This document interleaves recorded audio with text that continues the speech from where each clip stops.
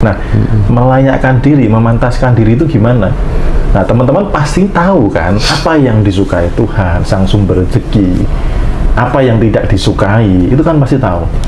Terus contoh mengajukan proposal sama-sama lah ya.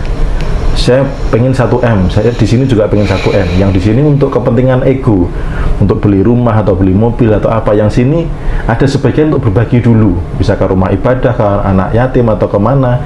Nah, dari dua proposal ini kira-kira mana yang didahulukan oleh Sang Sumber Rezeki? Pastikan yang mau menjadi kepanjangan tangannya. Nah, salah satu juga memantaskan diri adalah bersedia untuk dipakai sebagai kepanjangan tangannya gitu. Karena kan Tuhan nggak bisa ngasih langsung ke janda-janda tua yang sudah tidak punya income, ke anak-anak yatim gitu. Dia kan butuh apa? Orang-orang yang bersedia menjadi kepanjangan tangannya gitu. Jadi kalau cara sederhananya bagaimana memantaskan diri ya mengikuti segala perintahnya, menjauhi larangannya, dan bersedia dipakai untuk menjadi kepanjangan tangannya gitu. Rezeki secara luas tentunya tidak hanya kasat mata kaya aja ya Mas ya. Karena saya juga pernah diizinkan ketemu dengan orang ateis juga. Itu mohon maaf ya, sedikit yang saya temui, saya belum banyak ketemu, itu ada kekosongan di happiness-nya. Ada ruang kosong, bahkan nggak ateis pun Mas, itu ada yang duitnya banyak tapi hidupnya kayaknya hampa gitu. Kayak kosong, kayak kurang gitu. Makanya yang masuk EPHOK itu nggak cuma orang yang punya duit, yang sudah banyak duit pun apa ya, kehidupan saya kurang apa ya gitu. Nah makanya kenapa sih happy hoki gitu, karena ya dunia ini, kehidupan ini nggak bisa hanya cukup uang saja gitu. Tetapi banyak orang yang contoh nih, yang tadi dikatakan uangnya banyak. Kalau kita mau telusur lebih dalam, apakah sudah pasti happy gitu?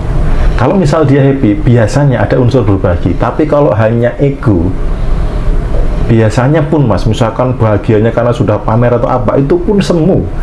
Jadi dia kayak punya kehausan sendiri yang nggak pernah ada titik puasnya. Jadi kayak gimana hidup yang nggak hidup gitu. Beda dengan orang yang happy dan hoki, happy dan berkelimpahan, yang berketuhanan. Itu saya amati betul orang-orangnya beda. Jadi hidupnya tuh bener-bener apa ya, kayak berisi lah gitu loh. Jadi nggak kosong, nggak mengalami sebuah kejenuhan, terus hidup lebih stabil, kemudian keluarganya harmonis gitu. Kalau hanya sekedar uang saja ya banyak sih cara-cara untuk mendapatkan itu. Menganggap bahwa sudah nyaman nggak baik, tapi ada yang sudah nyaman nggak usah diotak-atik gitu loh. Nah ini tinggal nyamannya, ini nyaman yang gimana sih gitu. Karena ada yang zona nyaman itu diartikan sebagai zona dalam tanda kutip aman, yang sebenarnya nggak nyaman Mas. Coba aja misalkan zona nyaman yang banyak diketahui, dipahami adalah misalkan kerja dengan gaji yang pasti. Itu kan hanya aman sementara Mas. Ya, saya dulu yang menyadarkan saya untuk resign. Tapi lucunya teman saya ini masih kerja Mas, dan dia penonton setia Ngaji Rosa juga. Kalau ini salam hormat, karena saya terima kasih banget sudah dinasehati Mas. Intinya kerja ikut orang, nasihatnya beliau, kerja ikut orang itu pasti ada masa habisnya. Nah tinggal pas masa habis itu kamu mau di posisi apa itu, sudah siap apa. Kalau tabungan kayaknya belum tentu ya kan. Terus kebutuhan mungkin anak sudah lebih banyak dan lain sebagainya. Nah yang dimaknai zona nyaman tadi sebenarnya yang bagaimana, apakah nyaman yang benar-benar nyaman atau hanya aman sementara gitu. Kalau saya pribadi bukan dari sisi amannya Mas, tapi sebagai rutinitas ya. Jadi kalau saya sudah melakukan rutinitas, itu saya warning bahaya yang pertama.